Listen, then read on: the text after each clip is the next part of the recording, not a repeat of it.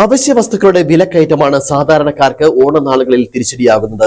അരിയും പഞ്ചസാരയും മുതൽ ഒട്ടുമിക്ക എല്ലാ സാധനങ്ങൾക്കും കഴിഞ്ഞ 3 ആഴ്ചക്കിടയിൽ വലിയ വില വർധനയാണ് ഉണ്ടായത്. എന്നിരുന്നാലും വർഷത്തിൽ ഒരിക്കലെത്തുന്ന ഓണം ആഘോഷമാക്കാനുള്ള നെട്ടോട്ടത്തിലാണ് മലയാളികൾ.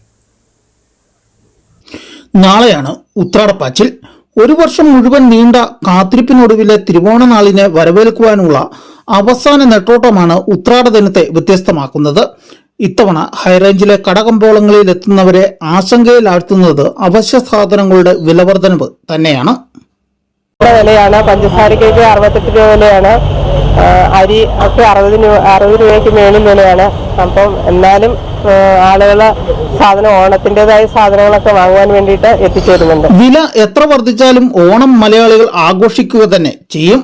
ഇതിനാൽ തന്നെ കഴിഞ്ഞ 2 ദിവസമായി വലിയ തിരക്കാണ് ഹൈറേഞ്ചിലെ ടൗണുകളിൽ അനുഭവപ്പെടുന്നത്. ഓണത്തിനോടനുബന്ധിച്ച് അത്യാവശ്യം കച്ചവടങ്ങളൊക്കെ നടക്കുന്നുണ്ട്. സാധനങ്ങൾക്കൊക്കെ നല്ല വിലയാണ്. എന്നിരുന്നാൽ പോലും ആളുകൾ അത്യാവശ്യം സാധനങ്ങൾ നിത്യോപയോഗ സാധനങ്ങളായതുകൊണ്ട് എല്ലാവരും തന്നെ മാർക്കറ്റിലെത്തി സാധനങ്ങൾ വാങ്ങാൻ വരുന്നുണ്ട്. നല്ല വണ്ടിത്തിരക്കുകളും അത്യാവശ്യം നല്ല തിരക്കുകളും ഒക്കെ അനുഭവപ്പെടുന്നുണ്ട്. ആവശ്യക്കാർക്ക് വേണ്ടുന്ന സാധനങ്ങളെല്ലാം എല്ലാ വിപണിയിൽ തന്നെ ഉണ്ട്.